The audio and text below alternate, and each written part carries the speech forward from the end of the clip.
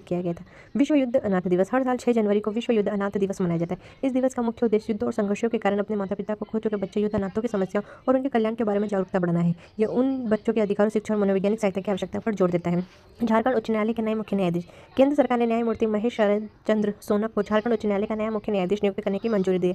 वह न्यायमूर्ति तरलोक सिंह चौहान का स्थान लेंगे, जो 8 जनवरी 2026 को सेवानिवृत्त हो रहे हैं। हाईकोर्ट के जज 62 वर्ष की आयु में रिटायर होते हैं, जबकि सुप्रीम कोर्ट के जज 65 वर्ष की आयु में। राज्य झारखंड, राजधानी रांची।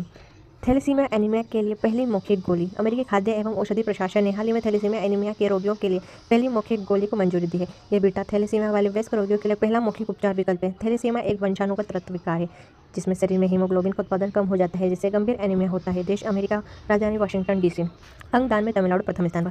वर्ष 2025 के आधिकारिक आंकड़ों के अनुसार तमिलनाडु ने अंगदान के मामले में पूरे देश में प्रथम स्थान प्राप्त किया।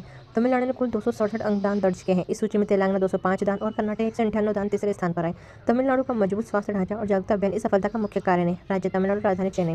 म्यांमार का 78वां स्वतंत्रता दिवस। हाल ही में म्यांमार ने 78वां स्वतंत्रता दिवस मनाया है। मुख्य समारोह म्यांमार की राजधानी नायपीडा में आयोजित किया गया, जहां राष्ट्र ध्वज फहराया गया है और सैन्य परेड निकाली गई है। म्यांमार को 4 जनवरी 1948 को ब्रिटिश शासन से स्वतंत्रता प्राप्त हुई है। वर्तमान में वहां सैन्य शासन जुंटा का नियंत्रण है। देश म्यांमार, राजधानी नायपीडा।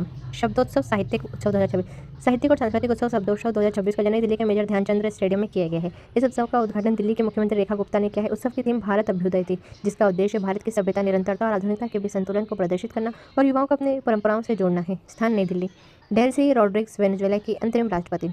हाल ही में डेल्सी रॉड्रिग्स को वेनेजुएला के अंतरिम राष्ट्रपति के रूप में नियुक्त किया गया है। उन्होंने राष्ट्रपति निकोलस मदुरो की अनुपस्थिति में यह पदभार संभाला है। रॉड्रिग्स इससे पहले वेनेजुएला के उपराष्ट्रपति के रूप में कार्य कर चुकी है।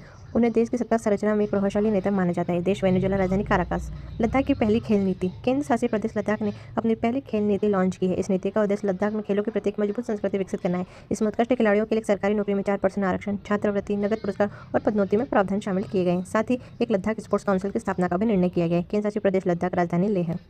तो दोस्तों, अगर आपको मेरी वीडियो पसंद आई हो तो प्लीज़ लाइक कीजिए, सब्सक्राइब कीजिए और ऐसे मेरे चैनल को फॉलो कीजिए। Thank you.